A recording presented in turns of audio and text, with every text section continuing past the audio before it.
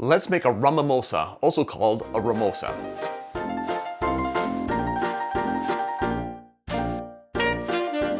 There are a lot of rum mimosa recipes out there. So many, in fact, that I kind of consider it its own category of drink rather than an individual drink.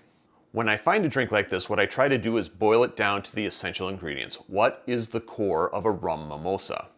In this case, it's three things. It is champagne or other sparkling wine, it is orange juice, and it is rum. A lot of rum mimosa recipes will have a lot of other stuff in there, in which case it starts turning more and more into a rum punch mimosa. There's a bit of an overlap.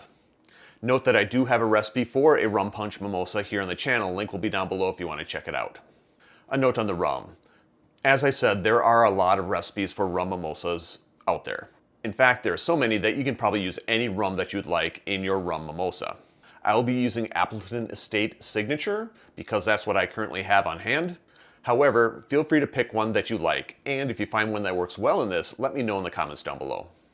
We are going to make this drink in the glass, and I'm using a champagne flute. That seems appropriate for mimosa. And I'm going to start with my orange juice. 3 ounces of fresh squeezed oranges. Oranges? Fresh squeezed orange juice, which is 90 milliliters.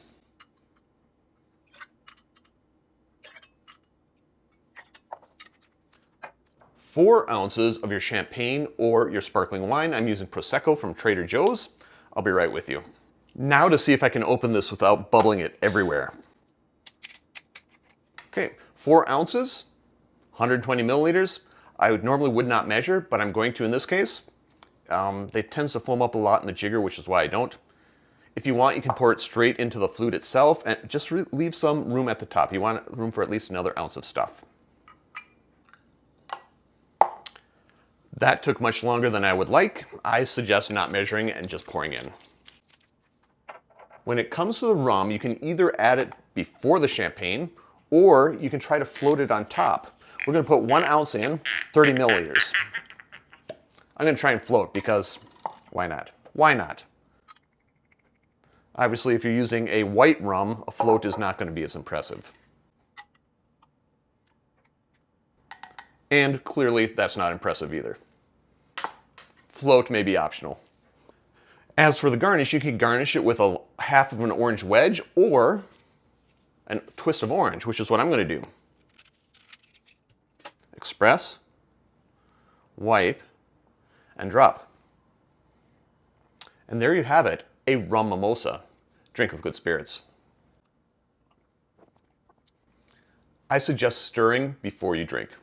That's a lot of rum. Not complaining, just saying. Question of the day, what is your favorite version of a rum mimosa? Let me know in the comments down below. Double points if you give me the recipe. Note there are ways to support the channel if you're so inclined. I have t-shirts. If you want a t-shirt, contact me through any of the social media links down below. We'll make sure you get a t-shirt. While I have the most social media link, you might as well follow, subscribe, and do that sort of thing. Finally, if you made it this far, give me a like, give me a subscribe, turn on notifications so you don't miss out on anything that I do. And until next time, cheers.